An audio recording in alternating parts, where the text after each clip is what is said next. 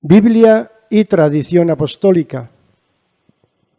Dios quiso que lo que había revelado para salvación de todos los pueblos se conservara íntegro y fuera transmitido a todas las edades. Los apóstoles, con su predicación, sus ejemplos, sus instituciones, transmitieron de palabra lo que habían aprendido de las obras y palabras de Cristo y lo que el Espíritu Santo les enseñó. Además, los mismos apóstoles y otros de su generación pusieron por escrito el mensaje de la salvación, inspirados por el Espíritu Santo. Para que este evangelio se conservara siempre vivo y entero en la Iglesia, los apóstoles nombraron como sucesores a los obispos, dejándoles su cargo en el magisterio. Se llama tradición apostólica a la transmisión de palabra hecha por los apóstoles de lo que habían aprendido de Cristo y de lo que el Espíritu Santo les enseñó. La Sagrada Escritura del Nuevo Testamento se formó al ponerse por escrito la mayor parte de estas enseñanzas. Para conocer todo lo que Cristo enseñó a sus apóstoles, ¿bastará solo la Biblia? No.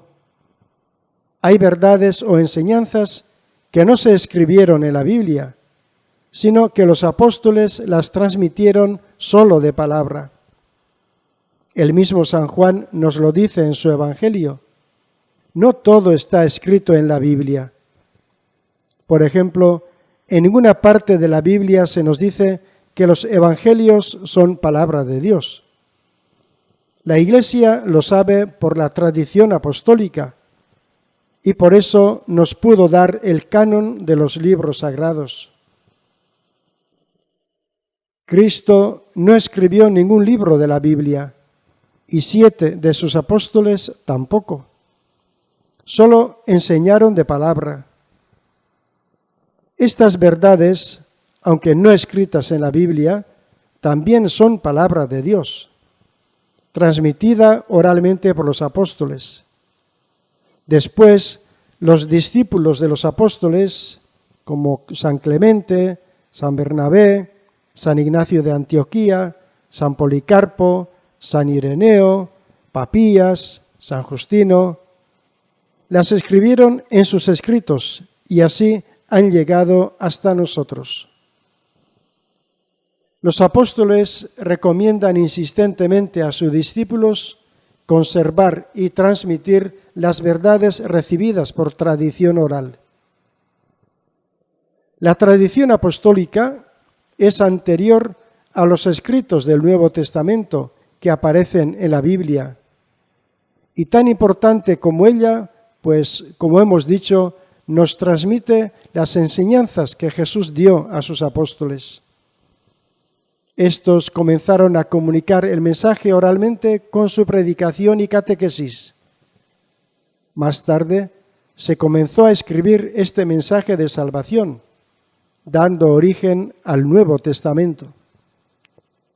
Esto ocurrió hacia el año 50-51, cuando San Pablo escribió su primera carta a los tesalonicenses. Es el primer escrito del Nuevo Testamento. Unos 40 años después de la muerte de Cristo, San Lucas escribe su Evangelio para que Teófilo conozca la solidez de las enseñanzas orales que había recibido. Y lo escribe, como él mismo lo dice, recogiendo por orden las verdades transmitidas de palabra, por los que desde el principio fueron testigos oculares y servidores de la palabra, que enseñaban de viva voz. La Iglesia es depositaria e intérprete de la palabra de Dios. La tradición y la escritura constituyen el depósito sagrado de la palabra de Dios, confiado a la Iglesia.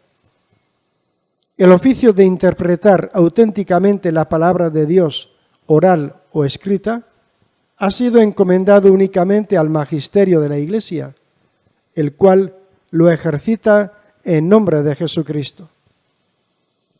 Pero el magisterio no está por encima de la palabra de Dios, sino a su servicio, para enseñar puramente lo transmitido, pues por mandato divino y con la asistencia del Espíritu Santo lo escucha devotamente, lo custodia celosamente, lo explica fielmente.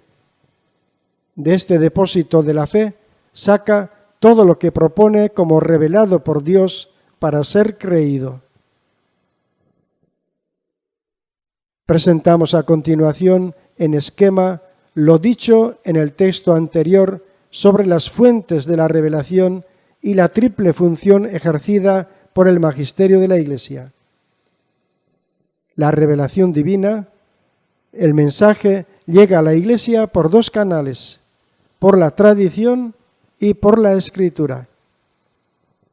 Y el magisterio de la Iglesia, por mandato divino y con la asistencia del Espíritu Santo, lo escucha devotamente, lo custodia celosamente y lo explica fielmente. Por lo tanto, hay un doble autor, un autor divino y un autor humano. La Santa Madre Iglesia, fiel a la fe de los apóstoles, reconoce que todos los libros del Antiguo y del Nuevo Testamento, con todas sus partes, son sagrados y canónicos, en cuanto que, escritos por inspiración del Espíritu Santo, tienen a Dios como autor y como tales han sido confiados a la Iglesia. En la composición de los libros sagrados, Dios se valió de hombres elegidos que usaban de todas sus facultades y talentos. De este modo, obrando Dios en ellos y por ellos, como verdaderos autores, pusieron por escrito todo y solo lo que Dios quería. Como todo lo que afirman los agiógrafos o autores sagrados, lo afirma el Espíritu Santo. Se sigue que los libros sagrados enseñan sólidamente, fielmente y sin error la verdad que Dios hizo consignar en dichos libros para salvación nuestra. El texto afirma con toda claridad que los libros de la Biblia tienen un doble autor, un autor principal que es Dios y un autor instrumental, cada escritor humano con sus facultades y talentos. De ahí la diversidad de lenguaje, de estilo, de centros de interés, etc.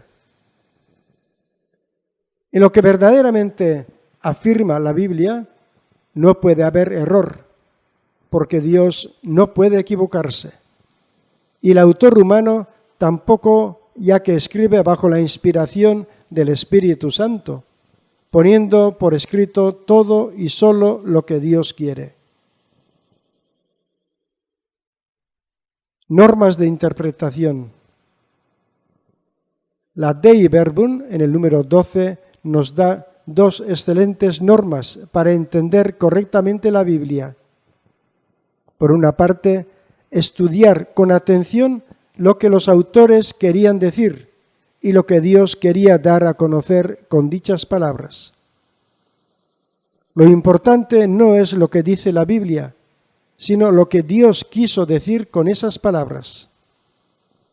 Para descubrirlo, el intérprete indagará lo que el autor sagrado dice o intenta decir, teniendo en cuenta el género literario que emplea, historia, poesía, apocalíptica, etc. La cultura y los modos de expresión usados en la época en que escribió el libro, las circunstancias y ambiente histórico del momento, etc. Según esto, será fácil entender e interpretar correctamente la Biblia.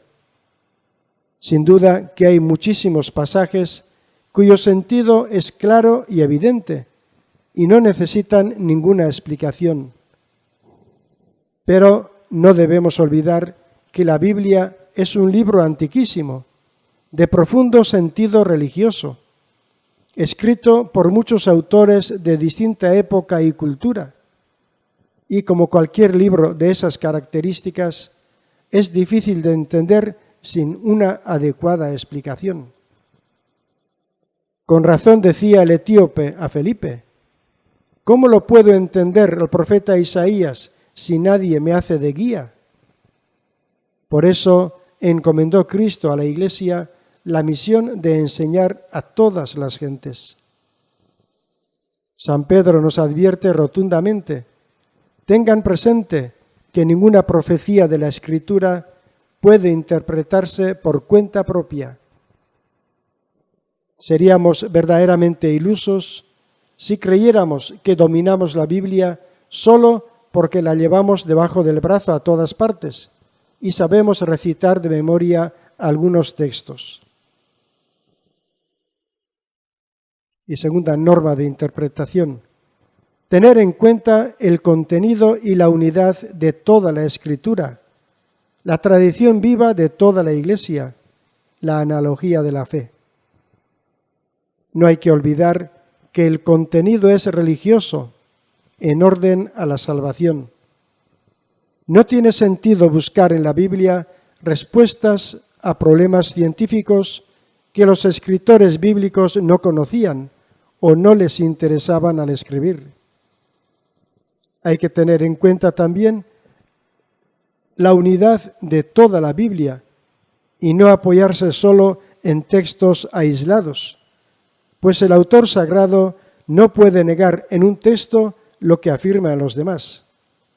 Hay que contar también con la tradición y el conjunto de nuestra fe, como ya dijimos anteriormente.